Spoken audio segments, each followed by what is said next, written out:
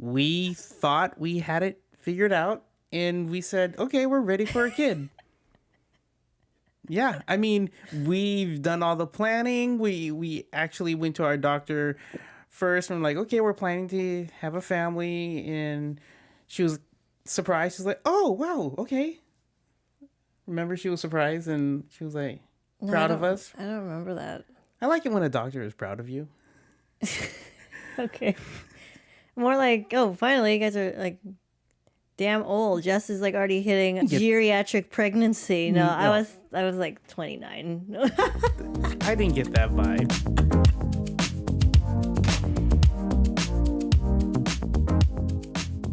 Hi, everybody. Hi. I can't believe we're starting. It's funny because when you hit the record button, you're like that. You freaked Tina. up. Okay, I should face you, huh? Yes. Okay. I'm currently holding the mic stand up against my body because it's 9:16 p.m. right now on a Friday. Which is late for us. parents. Yes. So, hi, everybody. I'm Jess. Hi, Jess. Who are you?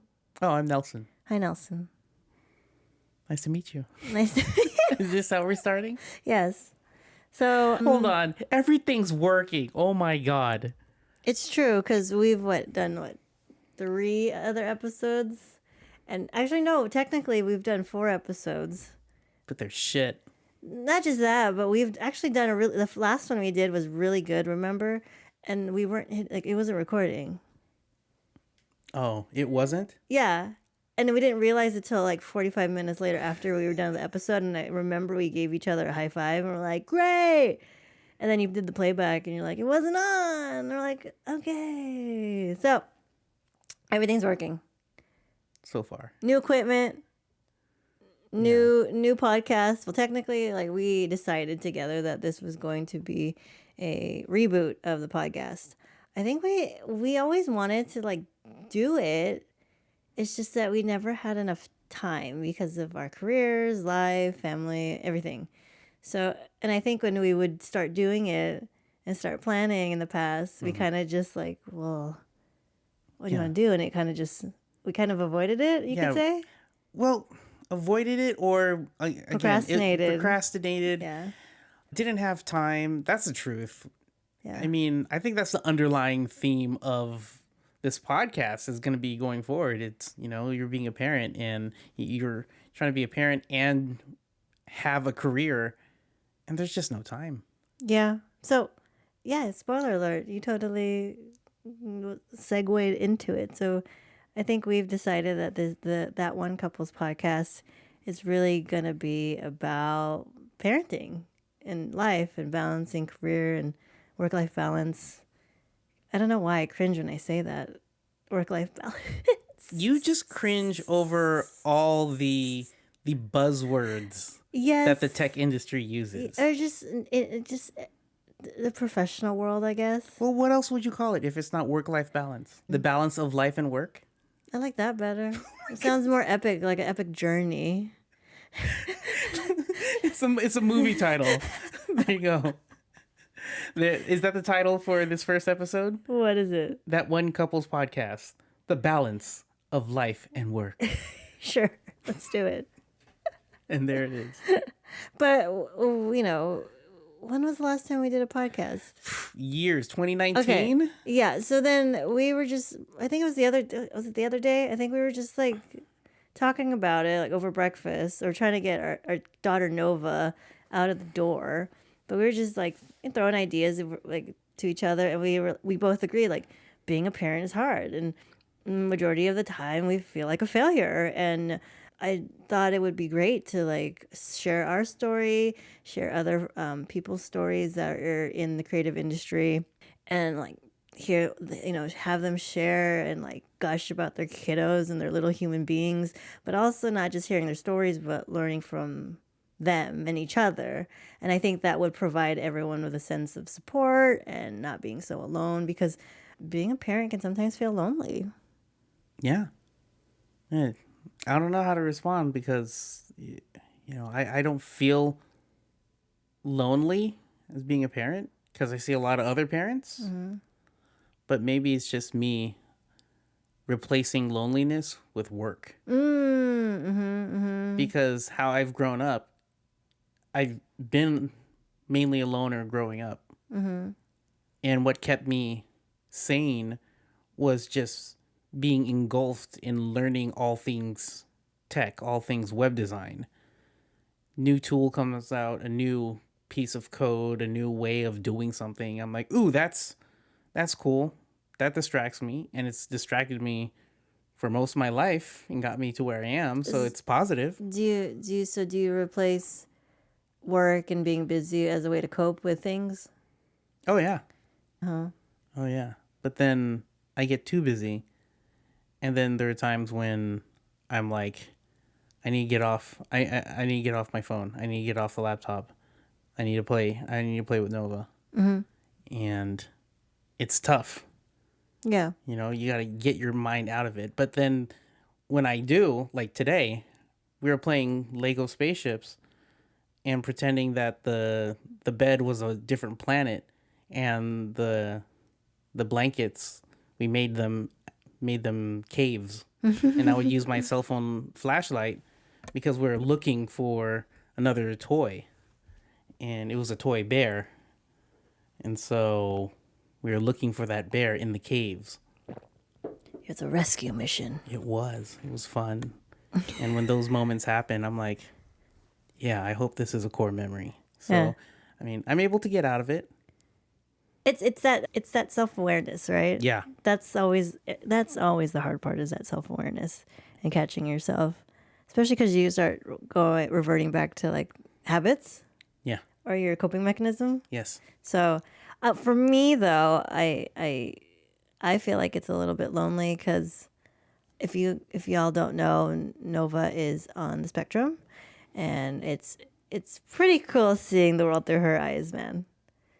Yeah. You have to different. agree, right? And it Yeah. puts a lot of things into perspective. But having a kiddo that's neurodiverse, it can get a little bit lonely from my perspective. And sometimes, like when she does things, she means well, but like other people don't understand immediately. Or like from my perspective, when I'm parenting, you know, things happen. Of course, they don't go as planned, like with every kiddo. But it's just, I don't know. It's just a little bit different. Yeah. Yeah. It's a little bit different. But I'm having these thoughts right now of what if this file isn't saved or something goes wrong with the hardware or software? Because this is we're getting really good into this episode, number one. Don't jinx it. So let's pause for a second and save the file, and then we'll be back. Okay.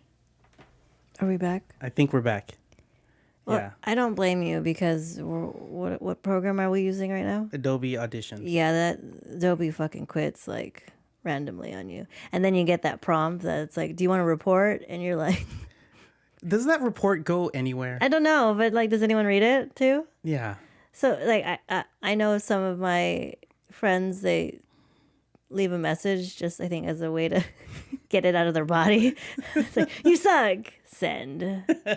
Like, yeah, I hit it where it hurts, you know? Exactly. that robot is gonna get an earful from me. What if someone chat GPT'd a complaint? It probably happened already. You have a robot talking to another robot. Yeah. All right. Let's get back on track. What does our outline say? Ah, yes, our story. Not scripted. At all. More planned. Okay, there you go. Organically planned. I think we've already started to talk about our story, how Nova is on the spectrum.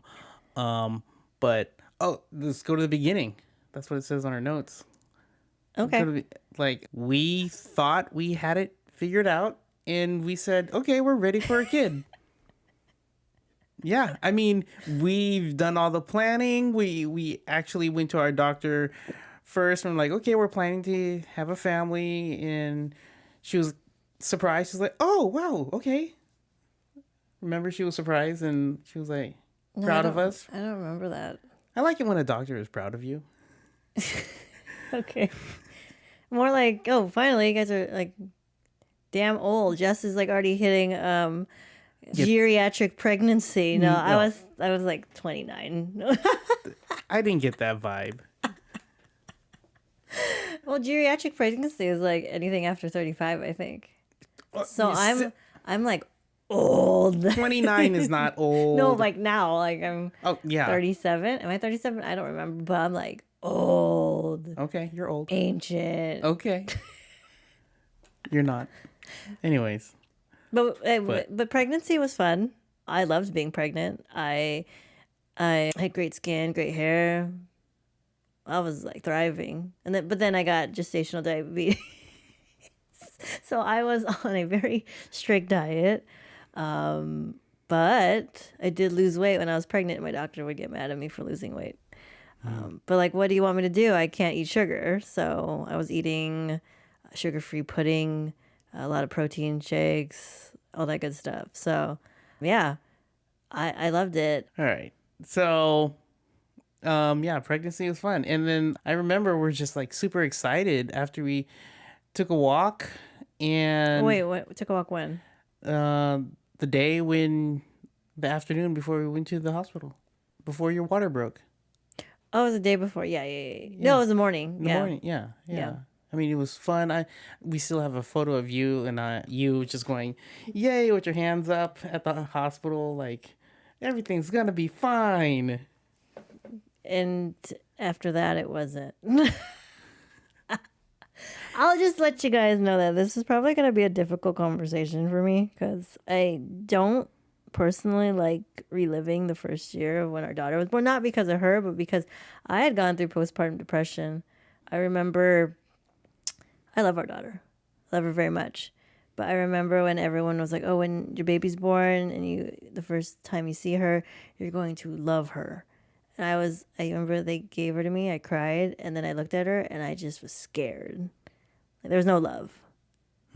And I remember this is actually now that I'm thinking about it, this is actually the first time I actually felt mom guilt because it was like, I'm not feeling this love. Am I a bad mom? Wow. So right after, Yeah. even the skin to skin part.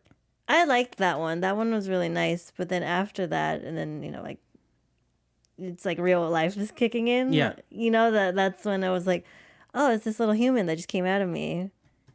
Okay. And like, I was in labor for how long, Nelson? I don't even remember. 23 hours and like 37 minutes. Yeah, something like that. So it was a tough labor. So I was already exhausted. And I remember now that I'm thinking about it, that was my first time I felt mom guilt. I didn't know that. I didn't. Yeah, I'm just thinking. I just remember that you and I had a common thought of, yeah, you usually see stories or hear stories about, oh, right after the baby's born, you just feel this immense love, and I think it's common between us that it wasn't like that. It was, who are you? And now I have to keep you alive, and Yeah. it was just overwhelming. I think at that moment, it was very different than what other people have described their experiences. So then I felt like, I don't know about you, but I felt like something was wrong with me.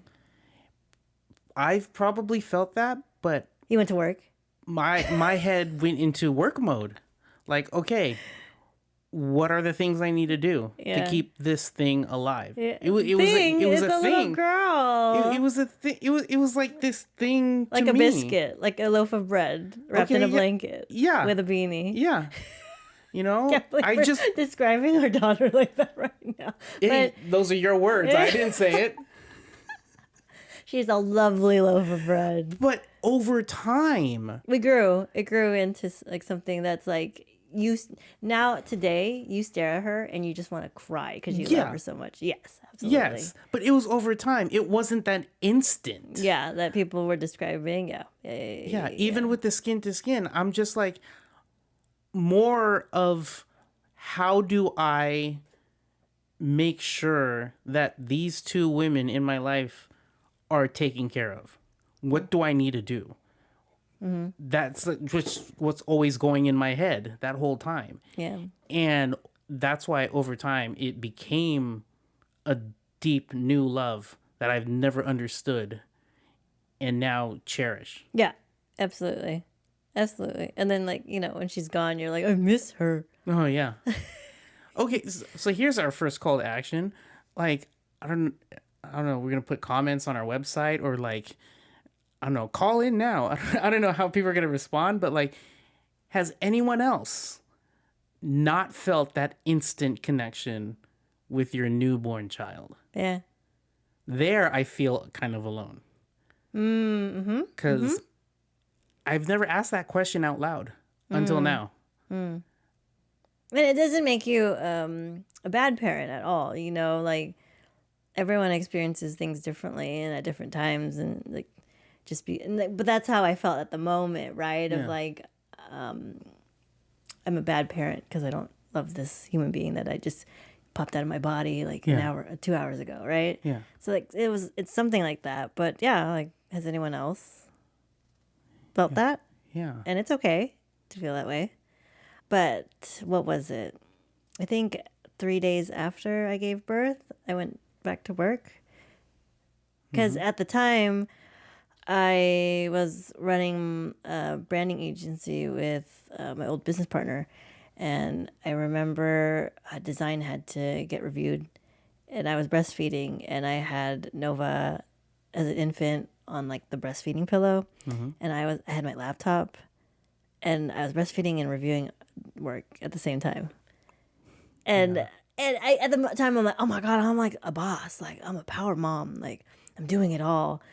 And then next thing you know, I'm like, oh my God, why am I crying? Like, why am I so freaking sad that I'm exhausted at the same time? And Well, of course. right. And so it was one of the things I actually regret is going back to work so quickly after giving birth, because I never really had time to really absorb what was happening and be present, which I think was the issue even before we had a kid. It's like I was always the same with you, on the grind, Yeah. right? So I think that was like one of the things, because then I wasn't able to enjoy those little moments of having a little loaf of bread wrapped in a blanket with a beanie in my arms, Yeah. because I was always my mind was in two places. I was, okay, I had to breastfeed. She's on a schedule. She pooped, she peed. And then what is happening at work? Yeah. And then you were just trying to work. And then, like you said, take care of both of us and make sure the house was running. Yeah. Being the support role. I've always thought of myself, I think of it like, a role-playing game. The type of role playing. Like you're the tank and I'm the support role. Video games. Yeah. Got it. What That did was you weird. think? That was weird. I don't know. That was weird. You really? I'm sipping my lemon ginger tea and not trying not to make it awkward anymore. Deflect. What's over there? Anyways, yeah, I've always, like, how do I support? How do I support? What do you need? But then you got times when, things got really hard emotionally, physically. We're both drained, no sleep, and trying to figure stuff out on our own. Like, No, we weren't by ourselves. We had the support of our family, which I'm internally grateful for, Like, they helped us out and all that stuff. So we couldn't have done it without them. But for sure, it was still hard. yeah, Especially, like, for me, I was going through postpartum depression. I went through it for, like, the whole year that Nova was born. The first year Nova was born. And I really felt bad for you because you were trying to hold down the fort for both of us. and I felt bad for you because I felt like I couldn't do anything to help you. And when I have that frustration, when I had those frustrations, and I think this really didn't really help with your postpartum depression, I would always come up with solutions. Like, well, why don't you do this?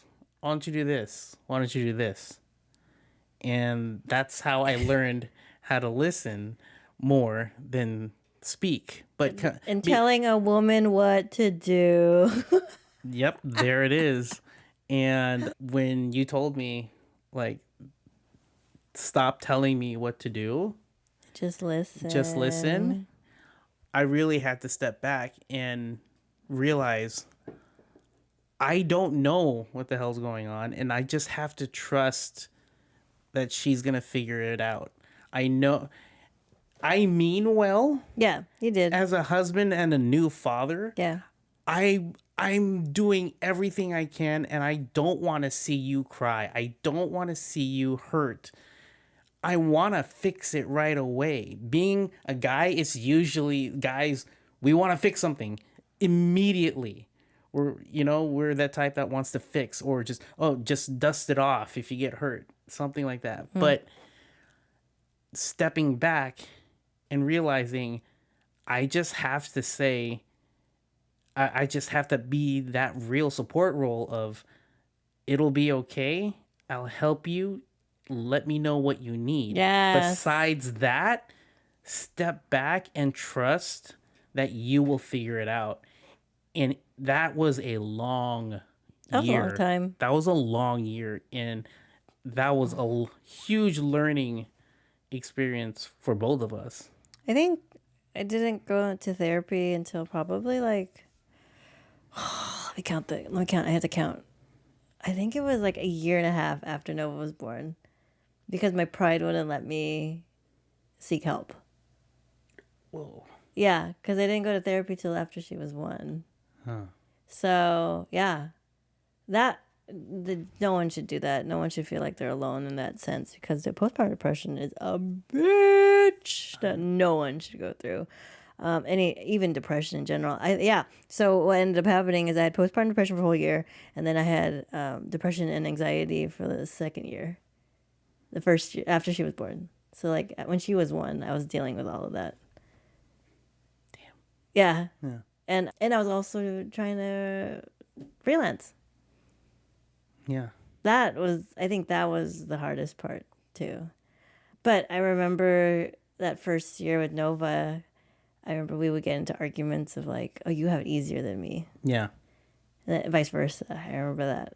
And then we realized and understood each other that, oh, we're both having a hard time. Like In 2 different ways. in 2 different ways. But it's this, and I've learned this through a lot of coaching and like just being with really intelligent people around me, that when you're having a hard time, your struggle is maybe different than like the person next to you's struggle. They're both different, but they actually feel the same in that sense. Do you know what I mean? Yeah. And so that's when that notion of, or like that compassion comes in, right? Mm-hmm. So you have to understand that while someone may be struggling, but it's a different type of struggle, and you're struggling in one thing, what you're feeling is equally the same. Yeah.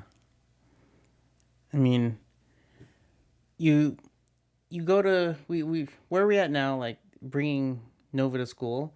Like I see parents whenever walking her to school or picking her up, where it's like, yeah, looks like every parent there has it all figured out, and everyone's all happy picking up their kid. But internally, in every parent's mind, they're scared shitless. Yeah, my dad gave me the best advice when Nova was a baby. I asked him, does it get easier? And he scoffed in my face. And he's like, it gets harder. What are you talking about? He's right. Yeah. He's right. It doesn't get easier. Why do we do this? Why do we do this as humans? Biology. And I'll bring it back all the way to the beginning of this. We thought we had it figured out. Yeah. At the beginning, we're ready for a kid. Yeah. No one's ready for a kid. No one. But I think the reason going through our experience so far, I think the reason why we were able to not survive but go through it and learn from it is that we were able to surround ourselves with a lot of people, families, friends, other parents that understood us. Mm-hmm. and supported us, and you always had that buddy that you can come to and just talk about like I'm having a hard time today with my kid. And they would be like, oh, yeah, totally. It's normal. Like, Yeah. I'm having a hard time too. Like, someone you could relate with. It was really helpful. And also therapy. I think everyone needs to go to therapy. Yeah. I think therapy is amazing. Yeah. Especially if you could find that therapist that you can click with Yeah. and feel comfortable with. Like, please. 10 out of 10 recommend. Yeah. I mean, on the topic of like you're not alone, it's nice to bring Nova to her autism therapy sessions Yeah.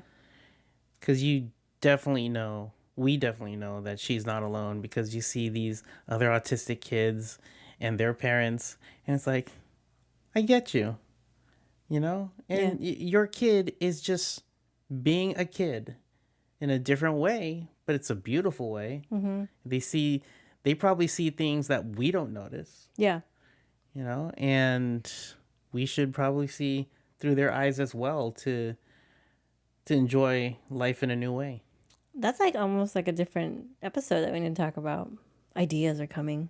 Okay. Write notes before I forget, because I probably will forget because I have a mind of a mom. Yeah. No, a mind of a goldfish. Oh, okay. We'll write it down. The thought in my head, I guess, for next episode, the Studio Ghibli, how he sees the world. He sees so many small details that regular humans just pass by. Oh, but kids catch. Yeah. Adults don't see things kids could see. Yes. Yeah. Yes. We could talk about that for sure next time. All right. We'll write it down.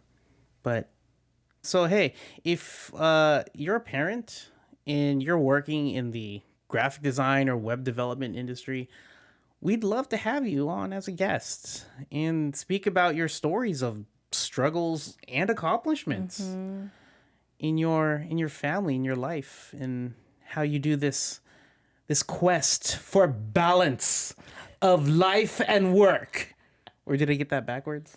You've been watching too much Star Wars that you're starting to talk backwards like Yoda. I don't blame you. It's okay. I was having dreams of lightsaber fights like a couple nights ago. Backwards would be the way you don't like it, which is work-life balance. And we've made it full circle. Bam. Cringe. There it is. So yeah, let us know. My Twitter DMs are open. My LinkedIn messages are open. Just message me. We'll put you on the list. But yeah. We'd love to hear your stories. And I love hearing stories about little humans because they're just amazing.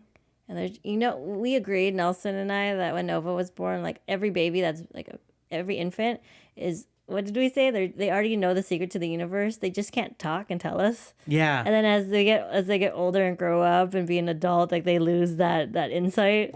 And then we just become these adults. It's like when Nova has when she's so flexible, and I was like, your body is like brand new. It's like, enjoy it, child, before life breaks you down. I remember I remember when she was learning numbers and letters, out of nowhere, she'd just start reciting random letters and random numbers. And I'm like, that's right. I should be recording this. This is probably like the code that unlocks the meaning of life. It's kind of like Starbuck from Battlestar Galactica. She's like, what does this code mean? And then next thing you know, it's a song, and then the song points to Earth or something. What song was it? It was a rock song, wasn't it? All Along the Watchtower. Yeah. Yeah, it just happened to be that song. If that's me, then what am I? Such a beautiful quote from Bo-Katan. All right. Well, thank you all so much for listening to this first reboot episode of That One Couples podcast. I love how your streamer voice comes in. Like, it's so cool to hear the different inflections. Like, oh, it's streamer now. It's Pixel Geek coming out. Okay. Oh God. I've been doing this for a while. You have, and I admire it very much so. Okay. So thank you everybody for listening. I'm really looking forward to where this podcast takes us and what we can learn from each other. Yeah. Well, see you all. Thank you all for listening. Bye. That One Couples podcast is a Pixel Geek LLC production and is hosted by Jessica Cruz Abalos and Nelson Abalos Jr. Edited by me, Nelson Abalos Jr. Please rate and subscribe to our show wherever you get your podcasts. And as always, thanks for making the web beautiful together.